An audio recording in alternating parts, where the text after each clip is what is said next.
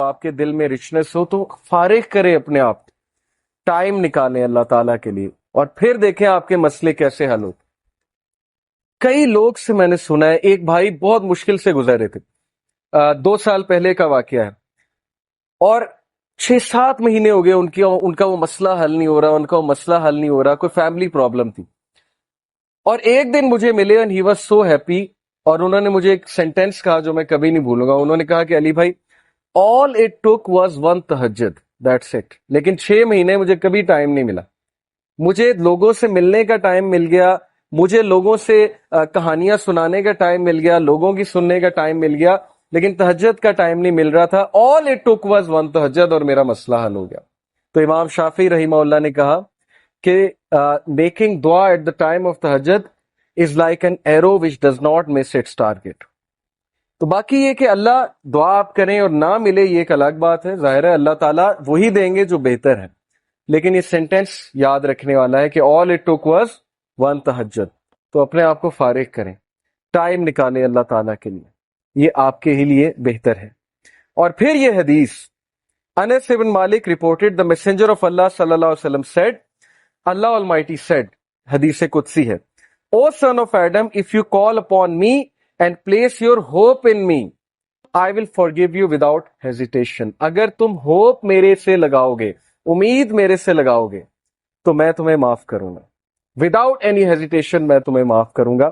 O son of Adam, if you have sins piling up to the clouds and then ask for my forgiveness, I will forgive you without hesitation۔ اور اگر تیرے گناہ آسمان تک جا رہے ہیں اور آسمان کی طرح پائل اپ ہو چکے ہیں، کلاؤڈز کی طرح، یعنی اتنے سنز ہو چکے ہیں کہ تم اسراف کر چکے ہو، اور تم مجھ سے معافی مانگو گے، میں تمہیں معاف کروں گا، لیکن سچے دل سے توبہ کرو، میرے پاس آؤ گے، میرے سے بات کرو گے، مجھے ریکگنائز کرو گے، تو میں تمہیں معاف کروں گا۔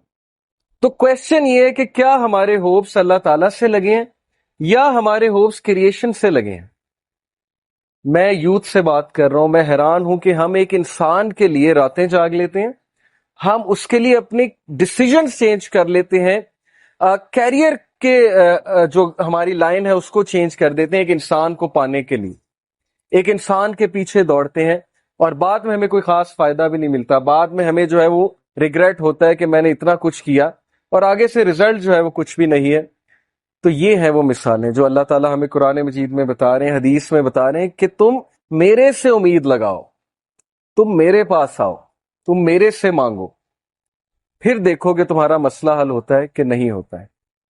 اور امید لگانے کے حوالے سے ابن تیمیہ رحمہ اللہ لکھتے ہیں، ان کی ایک کتاب ہے kalamullah.com پہ آپ جائیں تو وہاں پر ایک کتاب ہے ابن تیمیہ کی، I think relief from distress, yes exactly یہ نام ہے، ریلیف فرام ڈسٹریس، کے ڈسٹریس سے ریلیف کیسے ملنا ہے، اوکے یہ کتاب ہے۔ وہ کتاب اس آیت کی تفسیر ہے، لا الہ الا انت سبحانک انی کنت من الظالمین، صرف ایک آیت کو پکڑا ہے ابن تیمیہ نے اور پوری کتاب لکھ دی۔ اس میں وہ ایک بات لکھتے ہیں کہ اسلاف جان بوجھ کر یہ دعا کرتے تھے، یہ بھی ایک دعا تھی ان کی کہ ہماری دعائیں ڈیلے ہوں، ہماری دعاؤں کی قبولیت ڈیلے ہو۔ اب یہ ہمارے لیے، ہم جیسے لوگوں کے لیے جو دنیا میں بہت ڈوبے ہیں، بڑی عجیب بات ہے۔ ہم تو چاہتے ہیں یوں دعا قبول ہو، میں اللہ سے مانگوں اور چیز میرے سامنے ہو، چاہے وہ میرے لیے بہتر ہے یا نہیں ہے۔ اسلاف کہتے تھے کہ ہم جان بوجھ کے وش کرتے تھے کہ دعائیں ڈیلے ہوں، کیوں؟ کیونکہ جب بندہ دعا کر رہا ہوتا ہے اس کا تعلق ہی اللہ سے اور ہوتا ہے، تو وہ اس تعلق کو انجوائے کرتے تھے کہ ہم تکلیف میں ہیں، ہم کسی ڈسٹریس میں ہیں، بس ہم دعائیں کیے جائیں، تو یہ تعلق انہیں بہت لطف دیتا تھا۔ یہ ایک بہت ہائی لیول کی بات ہے۔ بتانا میں آپ کو یہ چاہ رہا ہوں کہ دیکھیں مصیبتیں آتی ہیں، مشکلیں آتی ہیں، انسان پر بہت سے فیزز آتے ہیں، اور اس فیز میں اگر اللہ سے آپ کنیکٹ کر جائیں تو یہ آپ کے لیے خیر ہی خیر ہے، اور اس فیز میں اگر اللہ سے دور ہو جائیں تو پھر یہ شر ہے بہت۔